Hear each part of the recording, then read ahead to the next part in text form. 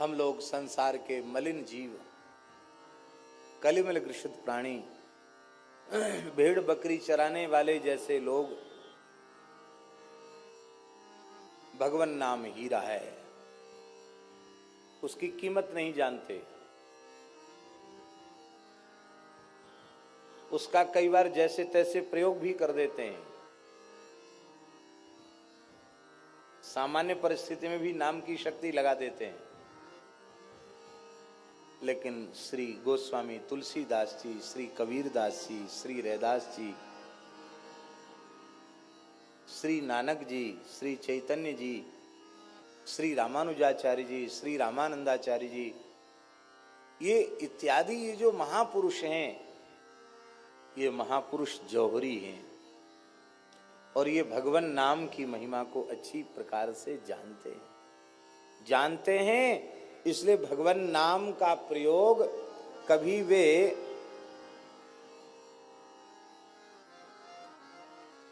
सामान्य परिस्थितियों में वे भगवान नाम का प्रयोग नहीं करते हैं, क्योंकि भगवान नाम की महिमा क्या है ये वे महापुरुष जानते हैं। एक बात हम आपको निवेदन करें,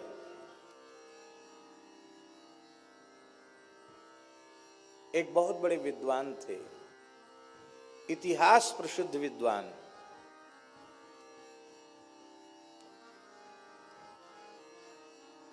महापंडित श्री पद्मनाभाचार्य जी। बहुत उच्च कोटि के विद्वान। सुना जाता है उनके बारे में, उनको भगवती सरस्वती का दर्शन हुआ था और सरस्वती ने उन्हें वर दिया था कि संपूर्ण शास्त्रों को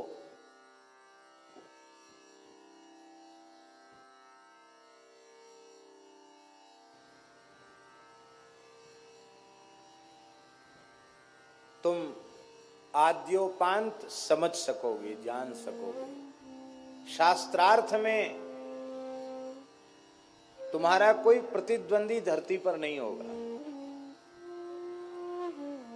और 100 गाड़ी में ग्रंथ लद के चलते थे। आज से 700 साल पुरानी बात है। कितने साल पुरानी बात? 100 गाड़ियों में ग्रंथ लद के चलते थे उनके। जिस पंडित को शास्त्रार्थ में हरा देते थे उसके ग्रंथ छीन लेते थे। वे महापंडित पद्मनाभ काशी पहुंचे। काशी के विद्वानों में हड़कंप मच गया। इतना बड़ा विद्वान, समस्त शास्त्रों का समर्थ वक्ता विद्वान, भगवान के सप्तपुरी में विग्रह में वाराणसी भगवान की नासिका है। नाक माने इज्जत होती है, प्रतिष्ठा। ज्ञानियों की नगरी, विद्वानों की नगरी, विद्या की नगरी काशी भगवान की नाक है। काशी के विद्वान घबराए। हम लोग एक एक विषय के पंडित हैं, वे समस्त शास्त्रों का पंडित है, सरस्वती का वर इससे प्राप्त है। कहीं ऐसा न हो कि हम लोग हार जाएं तो काशी की नाक कट जाए। तो विद्वानों ने काशी विश्वनाथ जी की उपासना की। विश्वनाथ जी के मंदिर से आवाज आई कि काशी की प्रतिष्ठा बचाने का एकमात्र उपाय है, संत कबीरदास जी के साथ इसका शास्त्रार्थ करा दो। पंडित कहने लगे कि कबीरदास जी की तो योग्यता का प्रमाण पत्र है, मसी कागज छुओ नहीं, कलम गही नहीं हाथ है। कागज कलम दवात से, स्याही से कभी उनका काम ही नहीं पड़ा। एक निरक्षर भट्टाचार्य को एक महापंडित से शास्त्रार्थ कैसे कराया जा सकता है? पर भोले बाबा की आज्ञा है, जरूर कोई न कोई चमत्कार होगा। पंडितों ने जाकर कबीरदास जी से कहा, महाराज काशी की प्रतिष्ठा बचानी, आपको शास्त्रार्थ करना है। कबीरदास जी हंसने लगे, बोले हम जानते नहीं शास्त्रार्थ क्या होता, हम क्या करेंगे शास्त्रार्थ? हम तो इतना जानते हैं, पोथी पढ़ी पढ़ी जग मुआ, पंडित भया न कोई, भाई आखर प्रेम का, पढ़े सो पंडित होए। तब विश्वनाथ जी की आज्ञा, आपको चलना पड़ेगा। बोले विश्वनाथ जी की आज्ञा सिरोधार्य है, पर उन पंडित जी को आप यहां ले आओ, हम कहीं चलकर जाएंगे नहीं। बोले ठीक है। पंडितों ने पद्मनाभ जी से कहा, महाराज काशी विद्वानों की नगरी है, एक एक करके अलग अलग शास्त्रार्थ करोगे, बरसों लग जाएंगे। एक हमारे यहाँ के महान संत हैं कबीरदास जी, वे विजयी होते हैं तो काशी की विजय है, और वो पराजित होते हैं तो काशी की पराजय है। हम सब पंडित विजय पत्र लिख देंगे आपको। बोले ये तो बहुत अच्छी बात है, आपको चलकर शास्त्रार्थ करना पड़ेगा। महापंडित पद्मनाभाचार्य संत कबीरदास जी के निकट आए, और शास्त्रार्थ में कोई प्रश्न पूछा जाता उसका उत्तर होता है। पंडित कहते थे कि पहले तुम पूछो, कबीरदास जी कहते मेरे भीतर प्रश्न ही नहीं तो पूछें क्या, हमारे तो सारा समाधान पहले से हो रखा है, पूछे वो जिसको समाधान न हो। हमें तो समाधान राम जी की दया से हो गया, तो हम क्या पूछें। पर पंडित को लगता था कि मैं इतना बड़ा पंडित एक अनपढ़ से पूछूं, ये मेरी बेइज्जती है। इसलिए उन्होंने कहा महाराज आप ही पूछिए। कबीर जी ने कहा अपने संबंध में तो मेरा कोई प्रश्न है ही नहीं, हम आपसे आपके संबंध में पूछ रहे हैं। हाँ महाराज जरूर पूछिए। महाराज चतुराई से पंडिताई से उत्तर मत देना, जैसे सीधे साधे भाव से आप उत्तर देना, उसी कक्षा में बैठकर उत्तर देना। नहीं, पंडित लोग बहुत बात बनाना जानते हैं।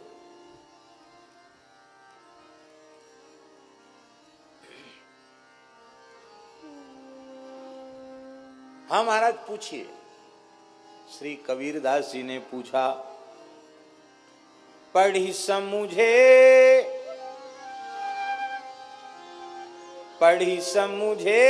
या समुझी पढ़े, अहो कहो द्विज राय,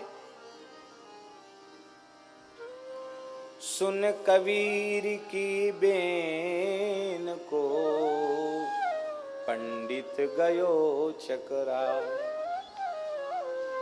तत्वज्ञानी संत कबीर की वाणी विचित्र। उन्होंने कहा पंडित जी हमें ज्यादा नहीं पूछना आपसे आपके बारे में, आपने पढ़ के समझा कि समझ के पढ़ा। क्या कहा? आपने पढ़ के समझा कि समझ के पढ़ा। आखिर तो महान शास्त्रों के मर्मज्ञ विद्वान थे, इतना गूढ़ प्रश्न मेरे बारे में कर रहे हैं। बहुत देर तक पंडित जी मौन रहे, और अंत में उन्होंने कहा बाबा सच्ची बात यह है, न मैंने समझ के पढ़ा और न मैंने पढ़ के समझा। कैसे? बोले यदि समझ के पढ़ा होता तो सबका फल है भजन, हम भजन में लगे होते, इस प्रतिष्ठा सुक्री विष्टा के संचय में, मान बढ़ाई के धन के संग्रह में हम न लगे होते।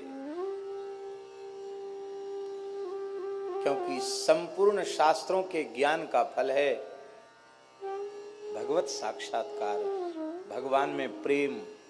न हमें प्रेम हुआ न भगवान की अनुभूति हुई। पढ़ लिख करके भी हम जिसे समझना चाहिए उसे नहीं समझ पाए। समझना किसको है? भगवान वेद कह रहे हैं यस्मिन् विज्ञाते सर्वमिदं विज्ञातम भवति। उस एक तत्व के बोध से सबका बोध हो जाता। भगवान को जान लिया तो सबको जान लिया, और सब कुछ जान लिया, भगवान को नहीं जाना तो कुछ नहीं जाना।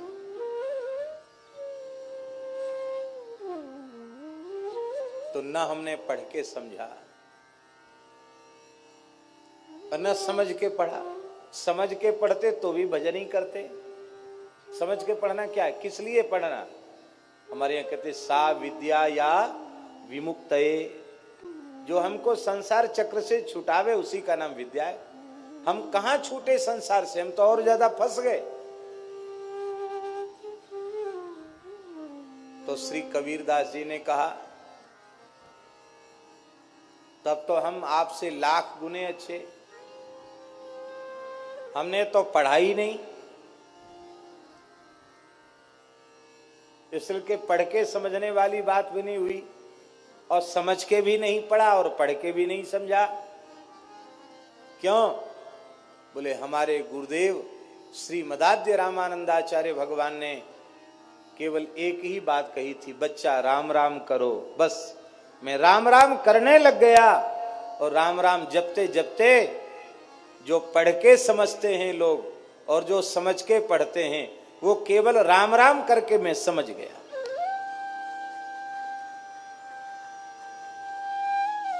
और श्री कबीरदास जी कहते हैं, राम नाम के पट तरे देवे को कछु नाहि, क्या ले गुरु संतोषिए होंस रही मन मान।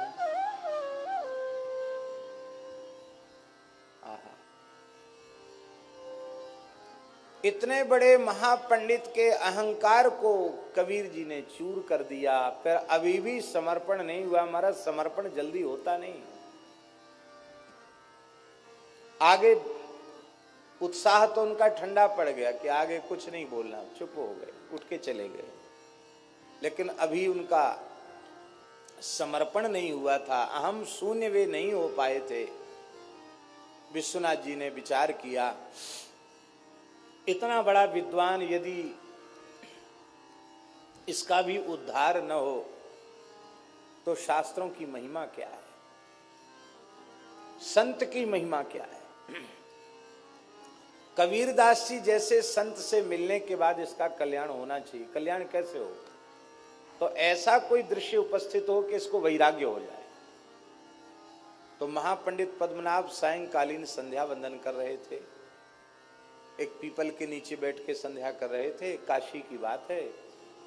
तो उनको एक दृश्य भगवान विश्वनाथ जी ने दिखा दिया। उनको दिखाई पड़ा कि पीपल की सब डालियों पर कोई न कोई भूत प्रेत बैठे हैं, एक डाली खाली है। एक भूत आया, उस पर बैठ गया। तो जो पहले बैठे थे ना शाखाओं पर भूत, वो सब झगड़ने लगे। बोले तू यहाँ कैसे बैठा, इस पर मत बैठ। बोले सब डालियां भरी हैं, यही खाली है इसलिए इस पर बैठ गया। बोले खाली तो है पर ये रिजर्व है, पहले से आरक्षित है। ये किसके लिए? बोले महापंडित पद्मनाभ मर के प्रेत बन के इसी पे रहेगा, उसके लिए आरक्षित है। दूसरे प्रेतों ने कहा भला इतना बड़ा शास्त्रों का विद्वान पंडित, संध्या गायत्री संपन्न ब्राह्मण, भला प्रेत क्यों बनेगा? तो एक वृद्ध प्रेत बोला तुमको पता नहीं है, जो ब्राह्मणों को गुरुम तुम कृत्य हूं कृत्य विप्रम निर्जित्य वादतः, भगवान महर्षि मनु ने लिखा है, मनु जी ने कहा है, जो गुरुजनों को अपने से बड़ों को तू करके हूं करके अपमानित करता है, उत्तर देता है, और ब्राह्मणों को शास्त्रार्थ में पराजित करके उनका अपमान करता है, उसे पिशाच की योनि, भूत प्रेत की योनि में जाना पड़ता है। तुमने नहीं पढ़ा है? इसने तो न जाने जीवन में कितने ब्राह्मणों को अपमानित किया है, ये तो अवश्य ही प्रेत बनेगा। तब एक प्रेत बोला इतना बड़ा पंडित प्रेत बने ये अच्छी बात नहीं, हम लोग अनुभव कर रहे हैं प्रेत योनि कितनी दुखदाई है, ये बच सकता है क्या? बोले हाँ बच सकता है। ये यदि अहंकार शून्य होकर संत कबीरदास जी के चरण पकड़ ले तो बच सकता, नहीं तो नहीं बच सकता। अब तो महाराज दौड़े पद्मनाभ जी और कबीरदास जी के चरणों में पड़ गए। बोले महाराज अब आप कृपा करके हमें अपनाइए, मेरी रक्षा कीजिए, मेरा उद्धार कीजिए। कबीरदास जी ने कहा अब तक जितना पढ़े लिखे थे सब गंगा जी में बहा के आओ। माने कोरे कागज पे न लिखा जाएगा, कागज पहले से भरा हुआ है, लिखोगे क्या? शास्त्र का अहंकार भी एक अहंकार होता है, विद्या का अहंकार भी अहंकार होता है, उसको धो करके आओ। स्नान करके गंगा जी में पद्मनाभ आए। बोले मैं एकदम कोरे कागज के जैसे होके आया हूं, कोरा घड़ा बन के आया हूं, रिक्त घट होकर के आया हूं। तब श्री कबीरदास जी ने उनको कहा, बच्चा, सारे शास्त्रों का, वेदादि शास्त्रों का, इतिहास का, पुराण का, सबका सार राम नाम है। बस इसको पकड़ लो। सब कुछ किया पर राम राम नहीं किया तो सब व्यर्थ है। श्री कबीर कृपाते परम तत्व पद्मनाभ पर चोलयो। नाम महानिधि मंत्र, नाम ही सेवा पूजा, जप तप तीरथ नाम, नाम बिन और न दूजा। नाम प्रीति नाम वैर, नाम कह नामी बोले। नाम अजामिल साखी, नाम भव बंधन खोले। नाम अधिक रघुनाथ ते, राम निकट हनुमत कयो।